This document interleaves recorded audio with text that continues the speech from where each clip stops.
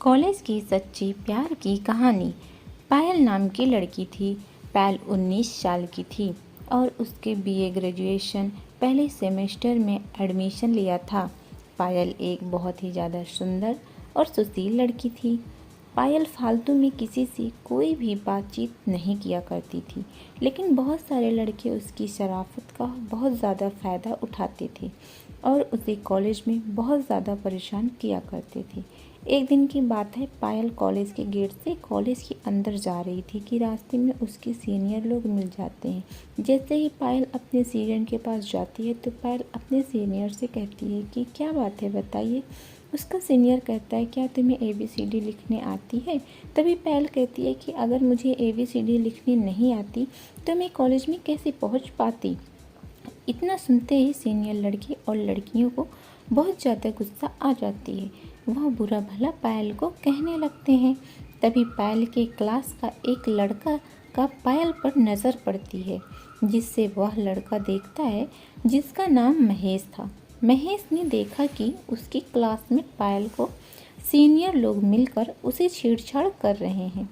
यह देखकर महेश को रहा नहीं गया। वह सीनियर के पास जाता है और कहता है कि यह जो आप लोग कर रहे हैं वह बहुत गलत बात है। किसी भी लड़की को इस तरह परेशान करना बिल्कुल भी अच्छी बात नहीं है। उसके सीनियर लड़के तथा महेश में काफ़ी ज़्यादा बहस हो जाता है और आखिरकार महेश पायल को अपने साथ लेकर कॉलेज के अंदर चला जाता है। जैसे ही मौजूदा था महेश क्लास करके बाहर निकलते हैं।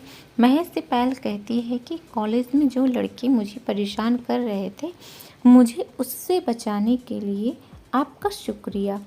इन सभी बातों को सुनकर पायल को महेश पर काफ़ी ज़्यादा प्यार आने लगती है। अब कॉलेज पायल और महेश दोनों साथ साथ जाते थे। महेश को पता था कि कॉलेज में बहुत सारे लड़के होते हैं। अब तो महेश पायल को कहता है कि तुम अगर पहले आ जाओगी कॉलेज तो तुम कॉलेज के अंदर मत जाना, मेरा इंतज़ार करना बाहर ही। जब मैं कॉलेज जाऊंगा तो मेरे साथ अंदर चलना, फिर उसके बाद किसी को भी कॉलेज के अंदर तुम्हें कुछ कहने की हिम्मत नहीं होगी। दोनों ऐसा ही करते थे कि जो भी कॉलेज पहले आता था उन्हें इंतज़ार करना पड़ता था। ऐसा करते करते काफ़ी ज़्यादा दिन बीत गया था। उन दोनों ने अब प्रथम सेमेस्टर से प्रमोटेड होकर अब कॉलेज के तीसरे सेमेस्टर में पहुंच चुके थे। दोनों के एक दूसरे से मिलते जुलते एक साल से ज़्यादा हो चुके थे और दोनों अपने अपने घर में भी मोबाइल से बात किया करती थी। दोनों की काफ़ी ज़्यादा गहरी मित्रता कॉलेज की है। अब हम दोनों मिलकर मुझको ले जाते हैं क्लास करने के लिए और कॉलेज दोनों प्रतिदिन आने के कारण दोनों क्लास में अच्छी रेपुटेशन पर पहुंच गए थे। दोनों को एक साथ आते जाते थे। क्लास की बहुत सारे लड़के लड़कियां दोनों के बारे में बहुत ज़्यादा गलत बातें किया करती थी, लेकिन इन बातों से पायल को किसी भी प्रकार का कोई फ़र्क नहीं पड़ता था, क्योंकि पायल कहती थी कि हम दोनों सिर्फ एक अच्छे दोस्त हैं। वह जिसको जो सोचना है सोचने दीजिए। हम लोग कॉलेज में साथ आते हैं, साथ जाते हैं और साथ रहते हैं। हमेशा ऐसे ही रहेंगे। दुनिया वाले कुछ भी सोचें, मुझे कोई फ़र्क नहीं पड़ता है।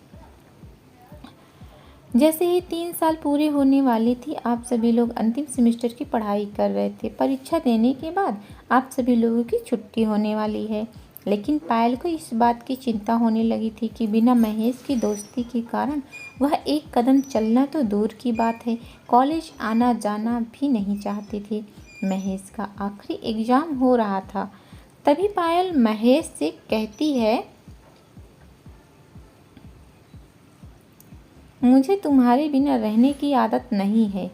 कॉलेज तो बंद हो ही जाएगा, अब तो कोई क्लास करने भी कॉलेज नहीं आएगा। मुझे आपकी आदत लग गई है, मैं तुम्हारे बिना नहीं रह सकती हूँ। ऐसे ही क्योंकि हम लोग पिछले 3 सालों से एक साथ रहते हैं, एक साथ आते हैं, एक साथ जाते हैं और क्लास में एक साथ पढ़ाई करते हैं। साथ ही साथ हम लोग कॉलेज के बाहर और घर में भी एक दूसरे से फ़ोन पर बात करते थे। ऐसे में कॉलेज ख़त्म होने के बाद आप दोनों को एक दूसरे से मिलने की ख्वाब तो टूट ही गया था। इस बात की चिंता से दोनों बहुत ज़्यादा परेशान थे। वह सोच रहे थे कि हमें किस प्रकार से एक दूसरे के साथ फिर रहने और घूमने के लिए आएंगे। लिखित परीक्षा अंतिम चल रही थी। परीक्षा देते देते शाम हो चुकी थी।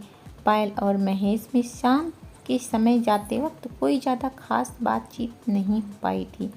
पायल कॉलेज लेने के लिए उसके पापा आ गए हुए थे और जैसे ही वह गोरी से पैसे लेकर निकली, अपने पापा के साथ मोटरसाइकिल पर बैठकर अपना घर चली गई थी। जाते ही पायल को काफ़ी ज़्यादा अफसोस आया कि वह अपने पुराने सबसे अच्छे मित्र से कुछ बात भी नहीं कर पाई है। फिर पायल अपने घर वालों को इधर उधर जाने का इंतज़ार करती है। जैसे ही घर वाले कहीं जाते हैं, पायल अपने कमरे में जाती है और महेश को फ़ोन करती है। जैसे ही फ़ोन करती है, एक ही रिंग में महेश फ़ोन उठा लेता है और कहता है कि मुझे पता था तुम फ़ोन ज़रूर करोगी। उसके बाद मैं तो कहती हूँ कि मुझे माफ़ कर दीजिए, मैं कॉलेज में आपसे ज़्यादा बात नहीं कर पाई थी क्योंकि मेरे पापा आ गए थे मुझे लेने के लिए और बोल रहे थे जल्दी घर चलो, मुझे बहुत सारा काम है। एक दिन पायल के माता पिता पायल को अपने पास बुलाती हैं और कहती हैं कि देखो बेटा, मैंने तुम्हारे लिए एक लड़का पसंद किया, या फाइल में उसकी फ़ोटो है, तुम देख कर बताओ क्या तुम्हारे लिए सही रहेगा। इतना सुनते ही पायल को बहुत ज़्यादा गुस्सा आ जाता है। वह कहती है मेरे लिए लड़का या किस प्रकार का हुआ ढूंढने का कोई ज़रूरत नहीं है, क्योंकि मैं जब भी शादी करूँगी अपने पसंद के लड़के से शादी करूँगी और अपने पसंद के लड़की को मैं बहुत पहले ही पसंद कर चुकी हूँ। मैं उसके बिना एक मिनट क्या एक सेकंड भी नहीं रह सकती हूँ। ऐसे में किसी और से शादी करने के बारे में सोच भी नहीं सकती। फिर मेरे भी माता पिता मेरे से महेश की पूरी जानकारी लेते हैं। उसके बाद मैं तो कहती हूँ कि मुझे आपके बिना बिल्कुल भी मन नहीं लग रहा है। उसके बाद महेश भी कहता है कि मेरा भी कुछ ऐसा ही है। तभी पायल कहती है कि लगता है हम दोनों को प्यार हो गया है और हम लोग एक दूसरे के बिना नहीं रह सकते हैं। जैसे जैसे समय बीत रहा था, उससे दोनों की दूरियां दोनों की मजबूरियां बन गई थी, क्योंकि दोनों बिना कॉलेज के अब एक दूसरे से मिल भी नहीं पा रहे थे।